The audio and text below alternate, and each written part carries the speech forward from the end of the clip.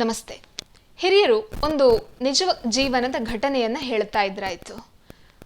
ಒಂದು 4 ಅಂತಸ್ತಿನ ಅಪಾರ್ಟ್ಮೆಂಟ್ ಒಂದರಲ್ಲಿ 4ನೇ ಅಂತಸ್ತಿನಲ್ಲಿ ವೃದ್ಧರೊಬ್ಬರು ಜೀವನವನ್ನು ಸಾಗಿಸ್ತಾ ಇದ್ರಂತೆ. ಅವರಲ್ಲೊಬ್ಬರೇ ಇರ್ತಾ ಇದ್ದದ್ದು.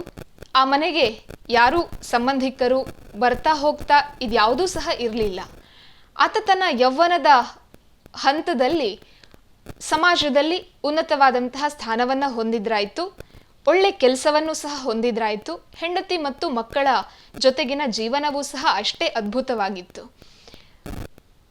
ತಾನು ಬದುಕಿನಲ್ಲಿ ಕಷ್ಟಪಟ್ಟು ಒಂದು ಹಂತಕ್ಕೆ ಬಂದಿದ್ದೇನೆ, ಆ ಕಷ್ಟವನ್ನು ತನ್ನ ಮಕ್ಕಳು ಯಾವತ್ತೂ ಸಹ ಅನುಭವಿಸಬಾರದು ಅನ್ನುವಂತಹ ಕಲ್ಪನೆಯಿಂದ ಮಕ್ಕಳು ಕೇಳಿದ ಹಾಗೆ ಕೇಳಿದ್ದಕ್ಕಿಂತ ಜಾಸ್ತಿಯನ್ನೇ ಈ ಅಪ್ಪ ಅಮ್ಮ ಕೊಡ್ತಾ ಇದ್ರಾಯ್ತು. ಒಂದು ಹಂತದಲ್ಲಿ ಮಕ್ಕಳು ವಿದ್ಯಾಭ್ಯಾಸವನ್ನ ಪಡೆದು ನಿಂತಾಗ ಹಿರಿಯರು ಹೇಳುತ್ತಾರೆ, ನೀವೆಲ್ಲೇ ಹೋಗಿ ನಿಮ್ಮ ಮನೆಯನ್ನ ಕಟ್ಟಿಕೊಳ್ಳಿ, ಆದರೆ ಭಾರತವನ್ನ ಬಿಟ್ಟು ಹೋಗಬೇಡಿ.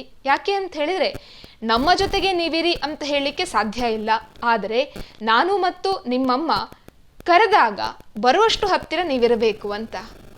ಆದರೆ ಮಕ್ಕಳು ಅಪ್ಪ ಅಮ್ಮ ಕೇಳಿದ್ದೆಲ್ಲ ಕೊಟ್ಟಿದ್ದಾರೆ, ಮಾಡಿದ್ದಾರೆ, ಮಾಡ್ತಾ ಇದ್ದಾರೆ, ಈ ಆಲೋಚನೆಗಳನ್ನು ಮೀರಿ ನಾವು ಓದಿದ್ದೇವೆ, ನಮ್ಮ ಬದುಕು ನಮ್ಮದು, ಅಪ್ಪ ಅಮ್ಮನ ಕರ್ತವ್ಯವನ್ನು ಅವ್ರು ಮಾಡಿದ್ದಾರೆ, ನಮ್ಮ ಬದುಕಿಗೆ ಲಗಾಮನ್ನ ಹಾಕುವುದಕ್ಕೆ ಇನ್ನವರು ಯಾರು ಅನ್ನುವಂತಹ ಒಂದು ಆಲೋಚನೆ ಭಾವ ಅಪ್ಪ ಅಮ್ಮನ ಮಾತನ್ನ ತಿರಸ್ಕರಿಸಿ ಇಬ್ಬರು ಮಕ್ಕಳು ಸಹ ಹೊರಟು ನಿಲ್ತಾರೆ.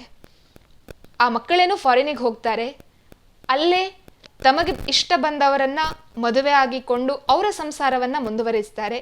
ಆದರೆ ಊರಲ್ಲಿದ್ದಂತಹ ಅಪ್ಪ ಅಮ್ಮ ಮಕ್ಕಳನ್ನ ಹೊರದೇಶಕ್ಕೆ ಕಳುಹಿಸಿದ ನಂತರ ಅವರಿಬ್ಬರೇ ನನಗ್ ನೀನು ನಿನಗ್ ನಾನು ಅನ್ನುವಂತಹ ಬದುಕಾಗಿರ್ತದೆ. ಸರಿ, ಬದುಕಿನ ಹಂತದಲ್ಲಿ ಹೆಂಡತಿ ಮರಣಿಸ್ತಾಳೆ, ಮಕ್ಕಳಿಬ್ಬರೂ ಸಹ ಬ್ಯುಸಿ ಇದ್ದೇವೆ ಅಂತ ಹೇಳಿ ಅಮ್ಮನ ಅಂತಿಮ ಸಂಸ್ಕಾರಕ್ಕೂ ಸಹ ಬರುವುದಿಲ್ಲ. ಆ ನಂತರದಲ್ಲಿ ಅಜ್ಜ ಒಬ್ಬರೇ ಆಗ್ತಾರೆ. ತಾವು ದುಡಿದಿದ್ದಂತಹ ಹಣವನ್ನ ಕೂಡಿಟ್ಟಿರ್ತಾರೆ. ಮಕ್ಕಳು ಸಹ ಹಣಕ್ಕೇನು ಚಿಂತೆ ಮಾಡದ ರೀತಿಯಲ್ಲಿ ಅಪ್ಪನನ್ನ ನೋಡಿಕೊಳ್ತಾ ಇರ್ತಾರೆ. ತಿಂಗಳಿಗೆ ಅಕೌಂಟಿಗೆ ಸರಿಯಾಗಿ ಹಣ ಬರ್ತಾ ಇತ್ತು. ಆದರೆ ಆ ಅಜ್ಜನಿಗೆ ತನಗಿನ್ನೂ ಬೇಕು, ತಾನು ತನ್ನ ಮಕ್ಕಳ ಜೊತೆ ಇರಬೇಕು ಅನ್ನುವಂತಹ ಆಸೆ. ಆದರೆ ಮಕ್ಕಳಿಗೆ ಈ ಅಜ್ಜನನ್ನ ಅಲ್ಲಿಗೆ ಕರ್ಕೊಂಡು ಹೋದರೆ ಹೆಂಡತಿಯರು ಅಡ್ಜಸ್ಟ್ ಆಗ್ತಾರೋ ಇಲ್ವೋ, ಮಕ್ಕಳು ಅಡ್ಜಸ್ಟ್ ಆಗ್ತಾರೋ ಇಲ್ವೋ ಅನ್ನುವಂತಹ ಆಲೋಚನೆ. ಅಂತೂ ಇಂತೂ ಅಜ್ಜ ಒಬ್ಬಂಟಿಯಾಗಿ ಇಲ್ಲೇ ಇದ್ರು. ಮಕ್ಕಳು, ಮೊಮ್ಮಕ್ಕಳು, ಸೊಸೆಯಂದಿರೆಲ್ಲ ಹೊರದೇಶದಲ್ಲಿ ಸೆಟ್ಲಾಗಿ ಹೋದ್ರು. ಈ ಅಜ್ಜನನ್ನ ಪ್ರತಿನಿತ್ಯ ಆ ಅಪಾರ್ಟ್ಮೆಂಟಿನ ಸೆಕ್ಯೂರಿಟಿ ಗಾರ್ಡ್ ನೋಡ್ತಾ ಇದ್ರಾಯ್ತು. ಆದರೆ ಸುಮಾರು 2, 3, 4 ದಿವಸಗಳ ಕಾಲ ಈ ಅಜ್ಜ ಎಲ್ಲೂ ಹೊರಗಡೆ ಹೋಗ್ತಾ ಇದ್ದದನ್ನ ನೋಡದೇ ಇದ್ದಂತಹ ಆ ಗಾರ್ಡಿಗೆ ಏನೋ ಒಂದು ಸಂಶಯ ಬಂತು. ಅದೇ ಹೊತ್ತಿಗೆ ಆ ಅಪಾರ್ಟ್ಮೆಂಟ್ನಲ್ಲಿ ಆ ಅಜ್ಜನ ಮನೆಯ ಕೆಳಗಡೆ ಇರುವಂತಹ ಮನೆಗಳ ವಾಶ್ರೂಮ್ನಲ್ಲಿ ಏನೋ ಒಂದು ಬ್ಯಾಡ್ ಸ್ಮೆಲ್ ಬರ್ಲಿಕ್ಕೆ ಆರಂಭ ಆಯಿತು. ಎಲ್ಲರೂ ಹುಡುಕ್ತಾರೆ, ಅವರವರ ಮನೆ ಕ್ಲೀನ್ ಉಂಟಾ ಅಥವಾ ಎಲ್ಲಾದರೂ ಇಲಿ ಸತ್ತಿದ, ಪ್ರಾಣಿಗಳು ಸತ್ತಿದ ಅಂತ ನೋಡ್ತಾರೆ. ಬಟ್ ಎಲ್ಲೂ ಕೂಡ ಆ ಥರದ್ದೇನು ಕಾಣದೇ ಇದ್ದಾಗ ಆ ವಾಸನೆಯ ಜಾಡನ್ನು ಹಿಡಿದುಕೊಂಡು ಹೋಗಬೇಕಾಗಿದ್ರೆ ಮೇಲ್ಗಡೆಯಲ್ಲಿದ್ದಂತಹ ಈ ಅಜ್ಜ ವಾಶ್ರೂಮಲ್ಲಿ ಹೆಣವಾಗಿ ಸಿಗ್ತಾರೆ. ಮಕ್ಕಳಿಗೆ ಕಾಲ್ ಮಾಡಬೇಕಾಗಿದ್ರೆ ಮಕ್ಕಳು ಹೇಳ್ತಾರೆ, ರಜೆ ಇಲ್ಲ, ಅಪ್ಪನ ಕೆಲಸವನ್ನ ನೀವೇ ಯಾರಾದರೂ ಮಾಡಿ, ನಿಮ್ಮ ಅಕೌಂಟಿಗೆ ನಾವು ಹಣವನ್ನು ಹಾಕ್ತೇವೆ, ಇಲ್ಲ ಅಂತಿದ್ರೆ ಎಲ್ಲಾದರೂ ಒಂದು ಕಡೆಯಲ್ಲಿ ರುದ್ರಭೂಮಿಯಲ್ಲಿ ಅವರನ್ನ ಸುಟ್ಟಾಕಿ ಅಂತ. ಅಂದ್ರೆ ಕೈಯಲ್ಲಿ ಹಣ ಇದ್ದಾಗ ಆ ಮಕ್ಕಳಿಗೆ ಅಪ್ಪ ಅಮ್ಮ ಬೇಕಿತ್ತು.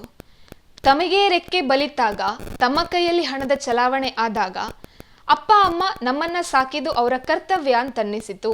ಆದರೆ ದುರದೃಷ್ಟ ಏನು ಅಂತ ಹೇಳಿದರೆ, ಯಾವುದೋ ಒಂದು ಹಂತದಲ್ಲಿ ಅಪ್ಪ ಅಮ್ಮ ನಮ್ಮನ್ನ ಸಾಕಿದ್ದು ಅಪ್ಪ ಅಮ್ಮನ ಕರ್ತವ್ಯ ಅಂತ ಹೇಳಿ ಅರ್ಥ ಮಾಡಿಕೊಂಡಂತಹ ಆ ಮಕ್ಕಳು ಅಪ್ಪ ಅಮ್ಮನ ಕೊನೆಗಾಲದಲ್ಲಿ ಗಂಗಾಜಲವನ್ನ ಹಾಕುವಂತಹದ್ದು ನಮ್ಮ ಕರ್ತವ್ಯ, ಚಿತೆಗೆ ಕೊಳ್ಳಿಯನ್ನ ಇಡುವಂತಹದ್ದು ನಮ್ಮ ಕರ್ತವ್ಯ ಅನ್ನುವುದನ್ನ ಮರೆತು ಹೋದ್ರು.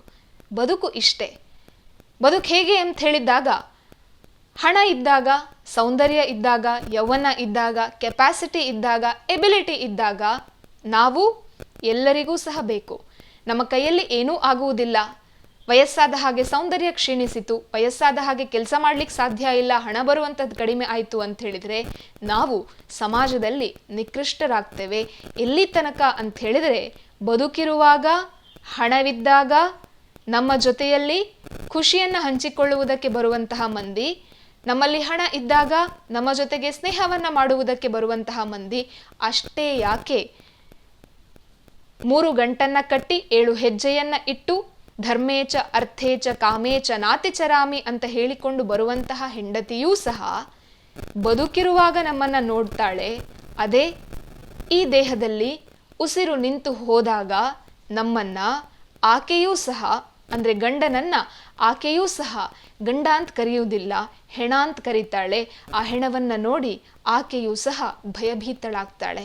ಬದುಕು ಅಂತ ಹೇಳಿದ್ರೆ ಇಷ್ಟೇ, ಇದ್ದಾಗ ಎಲ್ಲರೂ, ಇಲ್ಲದೆ ಇದ್ದಾಗ ಯಾರೂ ಇಲ್ಲ. ಹಾಗಾಗಿ ಈ ಬದುಕಿನಲ್ಲಿ ಹೆಂಡತಿ, ಮಕ್ಕಳು, ಸಂಸಾರ ಇವೆಲ್ಲವೂ ಸಹ ಬೇಕು, ಬೇಡ ಅಂತಲ್ಲ. ಆದರೆ ಅವೆಲ್ಲದರ ಜೊತೆಯಲ್ಲಿ ನಾವು ಗಟ್ಟಿಯಾಗಿ ನಂಬಬೇಕಾದದ್ದು ಭಗವಂತನೊಬ್ಬನನ್ನೇ. ಸಂಸಾರದಲ್ಲಿ ನಾವು ಹೇಗಿರಬೇಕು ಅಂತ ಹೇಳಿದರೆ, ಕೆಸುವಿನ ಎಲೆಯ ಮೇಲಿನ ನೀರಿನ ಹಾಗೆ ಅಥವಾ ಕಮಲ ಪತ್ರದ ಮೇಲಿನ ನೀರಿನ ಹಾಗೆ ಇದ್ದು ಇಲ್ಲದಂತೆ ಇರಬೇಕು. ಯಾಕೆ ಅಂತ ಹೇಳಿದರೆ, ಅವರೆಲ್ಲರೂ ಸಹ ಎಲ್ಲಿ ತನಕ ನಮ್ಮ ಜೊತೆಗೆ ಬರಬಹುದು ಅಂತ ಹೇಳಿದರೆ, ಯಾವುದೇ ಸಂಬಂಧವಾದರೂ ಸಹ ನಮ್ಮ ದೇಹವನ್ನ ಚಿತೆಯ ಮೇಲೆ ಇಡುವಲ್ಲಿಯವರೆಗೆ ಮಾತ್ರ ಅವ್ರಿಗೆ ಬರಲಿಕ್ಕೆ ಸಾಧ್ಯ. ಅಲ್ಲಿಂದ ಆ ಕಡೆಗೆ ನಮ್ಮ ಕೈಯನ್ನ ಹಿಡಿಯುವಂತಹವನು ಕೇವಲ ಆ ಭಗವಂತ.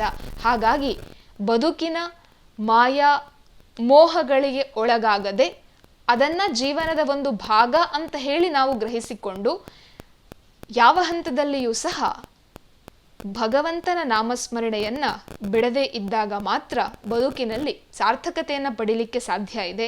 ಶಂಕರರು ಹೇಳ್ತಾರಲ್ವಾ, ಯಾವದ್ವಿತ್ತೋಪಾರ್ಜನ ಸಕ್ತಃ ತಾವನ್ನಿಜ ಪರಿವಾರೋ ರಕ್ತಃ ಪಶ್ಚಾಜ್ಜೀವತಿ ಜರ್ಜರ ದೇಹೇ ವಾರ್ತಾಂ ಕೋಪಿ ನ ಪೃಚ್ಛತಿ ಗೇಹೇ ಭಜ ಗೋವಿಂದಂ ಭಜ ಗೋವಿಂದಂ ಗೋವಿಂದಂ ಭಜ ಮೂಢಮತೆ. ಯಾವತ್ ಪವನೋ ನಿವಸತಿ ಗೃಹೇ ತಾವತ್ ಪೃಚ್ಛತಿ ಕುಶಲಂ ಗೇಹೇ ಗತವತಿ ವಾಯೌ ದೇಹಾಪಾಯೇ ಭಾರ್ಯಾ ಬಿಭ್ಯತಿ ತಸ್ಮಿನ್ ಕಾಯೇ ಭಜ ಗೋವಿಂದಂ ಭಜ ಗೋವಿಂದಂ ಗೋವಿಂದಂ ಭಜ ಮೂಢಮತೆ. ಆ ಭಗವಂತನೇ ಹೇಳುವ ಹಾಗೆ, ಕರ್ಮವನ್ನ ಮಾಡುವಂತಹದ್ದು ಮಾತ್ರ ನಮ್ಮ ಕೆಲಸ, ಆ ಕರ್ಮದ ಫಲವನ್ನ ಕೊಡುವಂತಹದ್ದು ಭಗವಂತನ ಕೆಲಸ. ಹಾಗಾಗಿ ಜೊತೆಯಲ್ಲಿ ಇರುವವರ ಜೊತೆಯಲ್ಲಿ ಖುಷಿಯಾಗಿರೋಣ. ಆದರೆ ಆ ಖುಷಿಯಲ್ಲಿ ನಾವು ನಮ್ಮನ್ನ ಈಗಲೂ ಮತ್ತೆಯೂ ಸದಾಕಾಲ ಕೈ ಹಿಡಿದು ಜೊತೆಯಾಗುವಂತಹ ಭಗವಂತನನ್ನ ಮರೆಯದಿರೋಣ. ನಮಸ್ತೆ.